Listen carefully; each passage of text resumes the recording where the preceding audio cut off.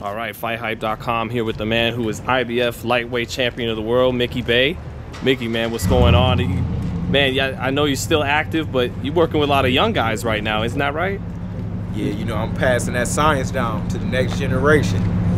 Is that, I mean, I see you working with Devin Haney today. You brought in a crop of young guys from the Ohio area, ain't that right? Yeah, the Mason brothers. Okay, yeah. And so, are you looking to stay in this full time going forward, being a trainer, do this long term? I got to now. You know, my feet all the way planted. You know, but with a select few, you know, I ain't the kind of guy that's just taking on every fighter that come. But you know, I got a little select few guys that I'm gonna help get to the top. So what would you say is like your mentality and approach towards being a trainer? I think applying the old school boxing science that I learned from all the great trainers I've been with in the past, and also knowing how to understand fighters outside of the ring. Me being young, me fighting at a high level, I understand the psychology and what the fighter needs out of the ring and how to give them the proper space. Different, you know, I think I know how to mix it up and communicate with the fighters well.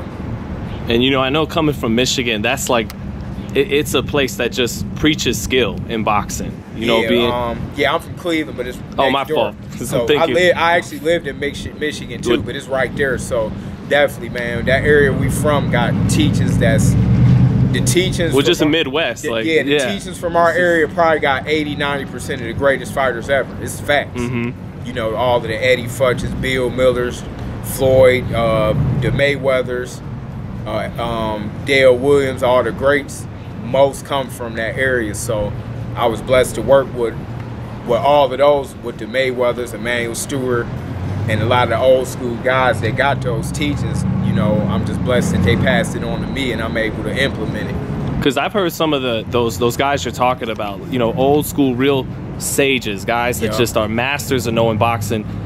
They're a little critical of new school trainers. I think one of the phrases is anyone who puts a towel over their shoulder is a trainer now. Me too. I'm critical too. Like I'm very critical because it's the only sport to where you don't have to have a pedigree. You can't walk in the NBA and just become a coach. You got to be certified. It got to be a certain pedigree. You have to have some type of background behind. You can't become a lawyer without passing the bar and getting a certain level of degree. And in boxing, sometimes a guy can just have a good mouthpiece, be a good hustler, and just get into it without putting the work in or really knowing. They can watch YouTube nowadays and just mimic other trainers, and to me that's 80–90% of the game right now. But how important is it, you know, for the Devin Haneys, for the young fighters, that is it like you got to be a link from the old school to the new school, and like how important is that knowledge gets passed down to keep it's like a secret society, man. It's something we doing and that we know is everybody passed away or is old. They got the knowledge that we got. You know, you got a select few. I'm just blessed to have some of it and be able to implement it. But that's where guys like Devin Haney got a huge advantage over a lot of the people that his opponents. They might be good, and you know, but Devin got something different, you know, from every angle. He got a hunger level it's just different, man. He's only 21. He got everything he need already. He already made millions on his own. He got everything you could dream of, but it's not enough. He wants more. He want to be great. It ain't just about the money with him. But everyone right now in boxing, the fans are talking about fights with him and Ryan Garcia and Teofimo Lopez and Loma. You shaking your head? Why are you shaking your head? Because Ryan, you know, like I said, I encourage the young crop, and I like Ryan. He's a good fighter, but if you take the hype away and the followers on Instagram, him and Devin not even in the same league. Like, hopefully one day in the future, Ryan will, you know, keep elevating, and I hope he does. Like, you know, I'm rooting for him to keep winning so him and Devin can fight, because it will be a huge fight. But as far as him being on the same level as Devin, is like they're in different stratospheres. But I think Teofimo proved itself. He beat a good champion, knocked him out. And then you even got guys like Tank. I think him and Devin would be one of the biggest fights in boxing. Devin is ready for him. Like he been waiting to get these fights. Everybody else, I don't hear nobody mentioning his name. Ryan the only one that does it, but I don't think it's real. I think it's just to get the crowd to get excited and the fans to get excited. But Devin is waiting. He waiting for somebody to sign on the dotted line. Like he was ready to fight Lomachenko. They turned him into the super champion. That's not his fault. Or the franchise champion. Yeah, what did I call it? The super champion. Yeah, that's the WBA. Franchise champion. And I like Lomachenko a lot as a fighter. But Devin was ready for it. Devin wants to fight these big fights, but who is going to step up? I think that guys are intimidated to lose to a 20, 21-year-old. People forgetting that Devin just turned 21. And already, I mean, but I tell you this, they better fight him now. Because he just getting better and better. Like, he got 3 times better since his last fight. I'm on the other end of it, so I know. So when dudes say, you know, can he punch this and that, like, we'll see. Like, I'm the one that feel it in my shoulders and hands and stuff, so we'll see next time he fights. Oh, you don't mean like you haven't sparred with him, but you just, you know, on the pads. Yeah, and me training him and feeling it and seeing the improvements that he made every 2 weeks, every week since we've been working. It's ridiculous. Like he just going to a different planet with the boxing. Just to kind of close on Ryan, do you think he would beat Luke Campbell if that's the fight he goes on with next? I don't know. It's 50-50 to me. Like I give Ryan the edge just because of the experience, but Ryan is explosive and dangerous. He got the speed and the reflexes, but IQ and experience-wise, I get an edge to Luke. But I would love to see the fight. I give him his props if he does fight him. Do you think Dev should have a Luke Campbell type fight before fighting a Lomachenko, or do you feel like right now he would beat Loma, or is it in Dev's best interest to take a Luke Campbell? Now, okay, for sure. Like, and I ain't just saying this being biased, but believe me, like he got everything. He got the he got it mentally. See, you gotta.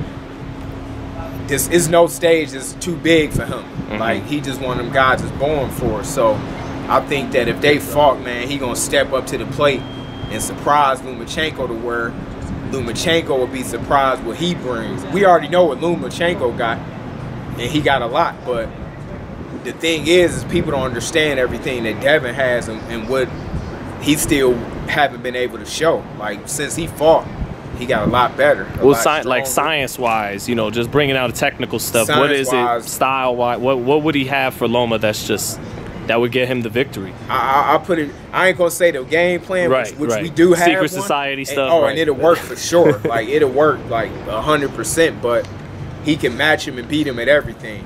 The only thing I give Lomachenko over him is experience. Right. But it's stuff that Devin got that they both can do well, but Devin can do it better. And I tested it out and we work on stuff and I see it. And that's when I was comfortable. I said, okay, he could fight him and beat him. At the beginning, I was like, let me see for myself. Now that I'm training him. When I trained him, as time went on, I'm like, yeah, Lomachenko, he can beat him for sure, hands down. And Dev's a bigger guy too, isn't he? Yeah, Dev is long. Man, he got a lot of advantages. I ain't gonna say it on camera because, you know, he got a smart camp, man. And like I say, Lomachenko, he's a great fighter, but the advantages that I know that he got, it'd be something different that he never seen. And lastly, Mickey, too, I just want to ask on Loma, Teofimo, do you think Lomachenko beats Teofimo when they get it on later this year? Or you think Teofimo? I like Teofimo a lot, man.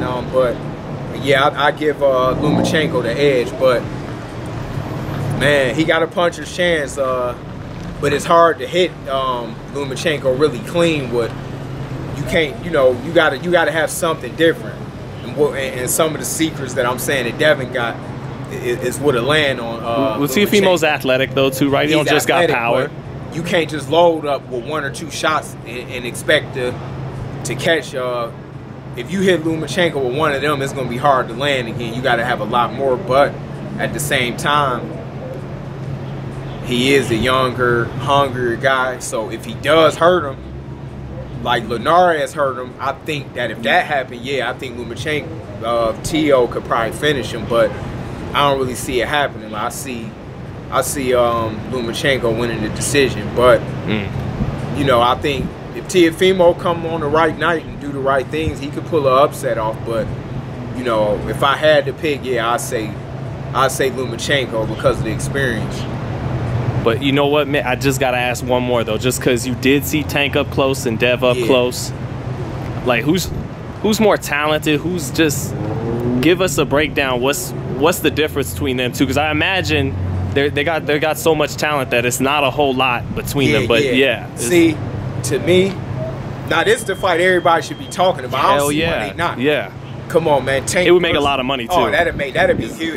That'd be a fight like where you have a lot of guys saying Tank will win. That crowd would be lit. And that's what type of fights you need. You shouldn't know automatically who is going to win to where 80-90% of people know. Like, of course, I know that Devin will win because I work with him. But if anybody was to pick Tank, I could see why they'd pick him from the outside. But Tank got a lot. He got power. He's explosive. He got power. But Dev got condition and long. He got speed, power, condition, and focus outside of the ring 24/7. Like, Dev can fight next week. The question is, and I like Tank and his team, but can Tank fight in 2 weeks, 3 weeks? Would he be ready? How much weight would he have to lose? Like, believe me, Devin is ready. Like, he could fight in 2 weeks. Like, he's not way overweight. He could jump. Dev can get up out of his sleep and get in the ring and do 10, 12 rounds, and look, you wouldn't even know it. And I'm saying this because he literally done that to where he was in the bed and I come over his house, like, come on, yes, work. And he get up out of the bed and that'd be like his sharpest day. So I'm like, dang, this dude just a freak. So to me, that's the difference. Like, is the focus out of the ring. Well, hey, Mickey, thanks so much, man, for your time. I took a lot of time off your hands, but... Oh, no, it's all good. Yep. It's great just to see, you know, a guy, a champion. It's just great to see you, Mickey, out here training young fighters, and look forward to seeing you do it for a long time. Oh, yeah, thanks, champ. I appreciate it. Thank you, champ.